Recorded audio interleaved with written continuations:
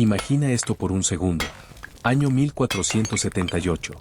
Una iglesia destruida, reducida a ruinas, en una Albania ocupada.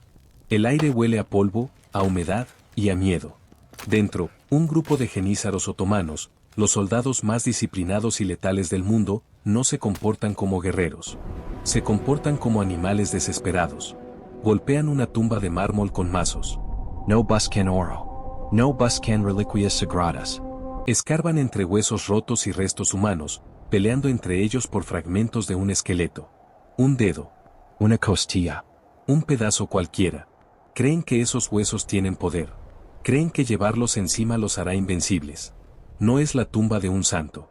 Es la tumba de un hombre que lleva 10 años muerto, y que todavía aterroriza a un imperio entero. Su nombre era Skanderbeg. Y antes de seguir, si te gustan las historias reales donde el poder, la traición y la supervivencia chocan sin piedad, suscríbete ahora mismo y apoya el canal.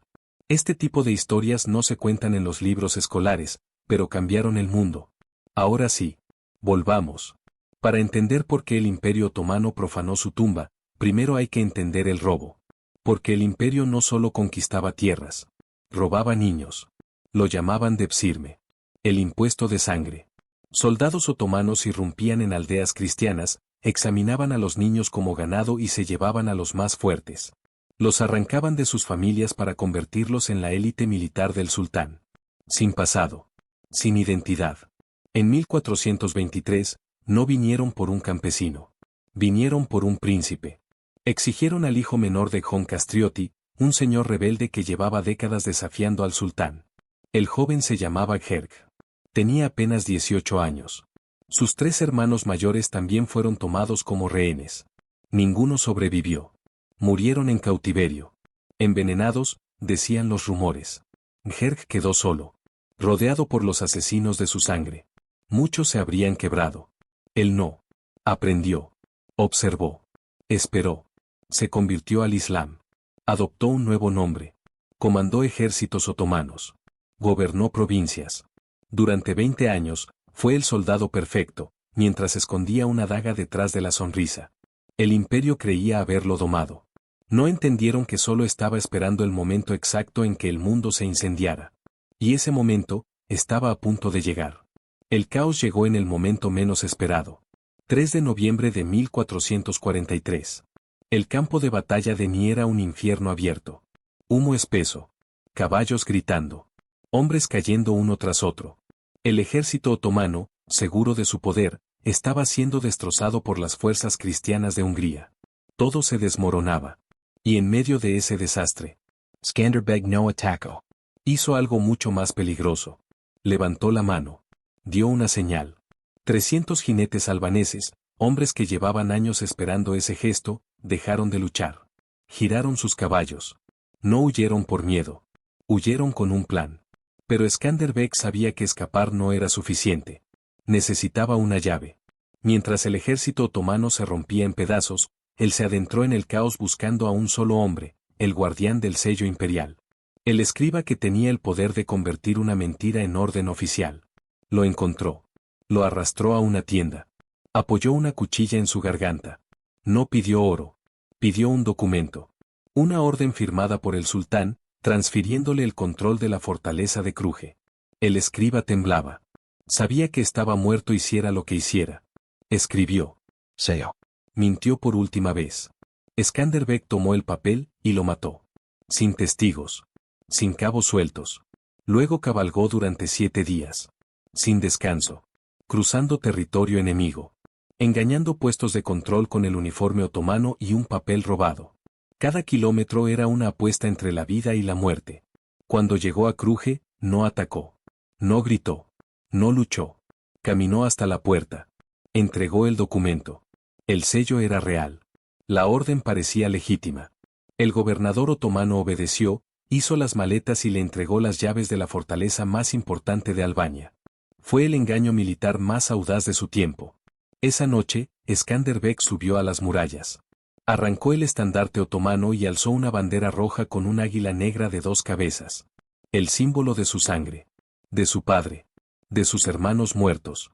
Y entonces comenzó la noche de los cuchillos. Con ayuda de la población local, Sus hombres eliminaron a la guarnición otomana mientras dormían. No fue una batalla. Fue una ejecución silenciosa. Al amanecer, el lobo del sultán había desaparecido. Había nacido el dragón de Albania. Pero cuando la adrenalina se disipó, llegó la verdad. Fría. Brutal. Skanderbeg miró hacia el este y lo entendió todo. El imperio no iba a perdonar. El sultán no iba a olvidar.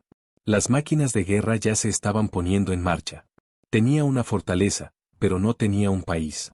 En 1443, Albania no era una nación. Era un mosaico roto de clanes rivales. Familias nobles que se odiaban más entre sí que al enemigo. Peleaban por tierras, ríos, ganado. Y para ellos, Skanderbeg no era un salvador. Era un problema. Vestía como turco. Luchaba como turco. Había pasado 20 años al lado del enemigo. No podía imponerles nada. Tenía que convencerlos. El 2 de marzo de 1444, dio su segundo golpe maestro. Invitó a todos los príncipes albaneses a la ciudad de Les. Territorio neutral. Bajo control veneciano. Un lugar donde nadie tenía ventaja. La tensión era insoportable. Los hombres entraron con escoltas armadas, manos sobre las empuñaduras de sus espadas, esperando traición. Creían que Skanderbeg exigiría obediencia. Creían que se proclamaría rey. No hizo ninguna de las dos cosas. Habló de exterminio. Habló del ejército otomano. De los Janizaros. De la artillería. De lo que ocurriría cuando el imperio marchara hacia sus valles. Les hizo entender algo simple y aterrador. Si seguían divididos desaparecerían. No os he traído la libertad, dijo. La libertad ya estaba aquí. Solo vengo a defenderla. No era una rebelión personal. Era una guerra por sobrevivir. Ese día nació la Liga de Les. Una alianza frágil. Imperfecta. Pero histórica. Skanderbeg fue elegido comandante. No como rey. Como líder en tiempos de muerte. Tenía un ejército ahora, pero era pequeño. 15.000 hombres contra un imperio capaz de enviar 100.000. En campo abierto, sería una masacre. Así que Skanderbeg cambió las reglas. Miró las montañas, los bosques, los desfiladeros estrechos. Y entendió que la tierra misma sería su mejor arma. Entrenó campesinos como guerrilleros. Eliminó armaduras pesadas. Enseñó a atacar rápido y desaparecer. Creó redes de señales de fuego. Sistemas de información más rápidos que cualquier mensajero. No iba a vencer al imperio. Iba a desangrarlo. Y la primera prueba llegó muy pronto. La respuesta del imperio no tardó. En el verano de 1444, el sultán envió a uno de sus mejores comandantes con 25.000 hombres. Su orden era simple: aplastar la rebelión antes de que creciera. Traer la cabeza del traidor. Skanderbeg no se escondió tras muros. Preparó una trampa. Atrajo al ejército otomano hacia un valle estrecho, rodeado de bosques densos y laderas empinadas. Desde abajo parecía un avance fácil. Un pequeño grupo albanés bloqueaba el camino. Una presa débil. Era una ilusión. Cuando los otomanos avanzaron y se comprimieron dentro del valle, Skanderbeg dio la señal. El bosque explotó. Flechas. Gritos. Hombres cayendo desde las colinas como una avalancha. El ejército otomano, superior en número, entró en pánico. No podían maniobrar. No podían usar su artillería. El barro y el caos los devoraron. En pocas horas, la fuerza imperial se desintegró. Miles murieron. El comandante escapó por poco. Europa quedó en shock. Un ejército campesino había destruido una fuerza imperial en campo abierto. Pero Skanderbeg no celebró. Miró los cuerpos en el valle y supo la verdad. Esto no era una victoria final. Era una provocación. Había despertado al león. Y la próxima vez, el sultán vendría en persona. La humillación no solo enfureció al sultán. Lo quebró por dentro. En la primavera de 1450, la tierra de Albania empezó a temblar. No era un terremoto. Eran pasos. 100.000 hombres marchando juntos. El propio sultán lideraba el ejército más grande que los Balcanes habían visto. Traía jenízaros, caballería pesada, y cañones. Armas capaces de pulverizar castillos. Skanderbeg miró ese océano de acero desde las montañas y entendió algo brutal: No podía ganar una guerra normal. Así que hizo lo impensable. Dividió su ejército. Dejó solo 1500 hombres dentro de la fortaleza de Cruje con una orden clara: resistir hasta morir. Luego desapareció en los bosques con el resto. El asedio comenzó. Día y noche, los cañones golpeaban las murallas. El ruido era constante. El miedo, insoportable. El sultán ofreció oro para que abrieran las puertas. La respuesta fue silencio.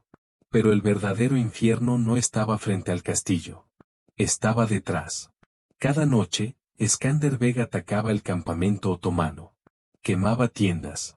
Cortaba suministros. Gritaba desde la oscuridad y se desvanecía. Los soldados no dormían. Enfermedades, hambre, terror. El ejército que vino a conquistar estaba siendo cazado. Meses después, con el invierno acercándose y miles de hombres muertos, el sultán tomó una decisión impensable. Se retiró. Había fracasado. Y Europa entendió algo aterrador. El imperio podía sangrar. Pero Skanderbeg sabía la verdad. Esto no había terminado. El enemigo que venía después sería peor. El sultán se retiró, pero la guerra no terminó. Porque el imperio no olvida. Y nunca perdona. Años después, el hijo del sultán tomó el trono. Más joven. Más frío. Más peligroso. Había conquistado Constantinopla. Había destruido imperios. Y ahora tenía una sola obsesión: borrar a Skanderbeg de la historia. Volvió con ejércitos aún más grandes. Con castigos más crueles. Aldeas quemadas. Poblaciones enteras masacradas para enviar un mensaje claro: resistir tenía un precio. Skanderbeg respondió con lo único que le quedaba. Resistencia total. Quemó sus propios campos. Evacuó a su gente. Convirtió su tierra en cenizas para que el enemigo no pudiera alimentarse. Cada victoria tenía un costo humano insoportable. Cada decisión salvaba al país y lo destruía al mismo tiempo. Aún así, resistió. Año tras año. Batalla tras batalla.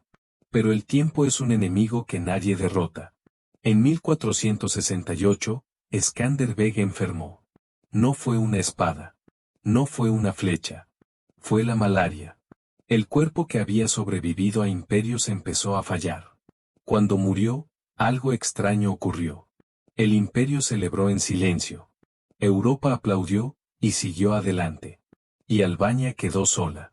Sin su líder, las alianzas se rompieron. Los clanes volvieron a discutir. Uno por uno, los castillos cayeron. En 1478, Cruje, la fortaleza que había resistido todo, finalmente fue tomada. Los defensores fueron masacrados. Las promesas rotas otra vez. Parecía el final. Pero no lo fue. Miles de albaneses huyeron a Italia. Llevaron consigo sus canciones. Su idioma. Sus historias. Durante siglos, mientras Albania vivía bajo dominio extranjero, ellos mantuvieron viva la memoria. Y esa memoria sobrevivió. Porque Skanderbeg no ganó en mapas. Ganó en tiempo. Durante 25 años detuvo al imperio más poderoso del mundo. Cada verano que los otomanos sangraron en Albania fue un verano que no marcharon sobre Roma, Viena o Nápoles. Mientras Europa construía catedrales y pintaba frescos, Albania pagaba el precio en sangre. Ese fue su sacrificio. Hoy, la bandera roja con el águila negra sigue ondeando. La misma que Skanderbeg levantó aquella noche. Medio milenio después, sigue allí. Eso es victoria. Porque los imperios caen. Las ideas no. Si esta historia te impactó, suscríbete y acompáñame en más relatos reales donde hombres reales se enfrentaron a fuerzas imposibles. Deja un comentario y dime, ¿quién fue el Skanderbeg de tu país? ¿Quién resistió cuando todo parecía perdido? Porque la libertad nunca se hereda. Se defiende. Cada día.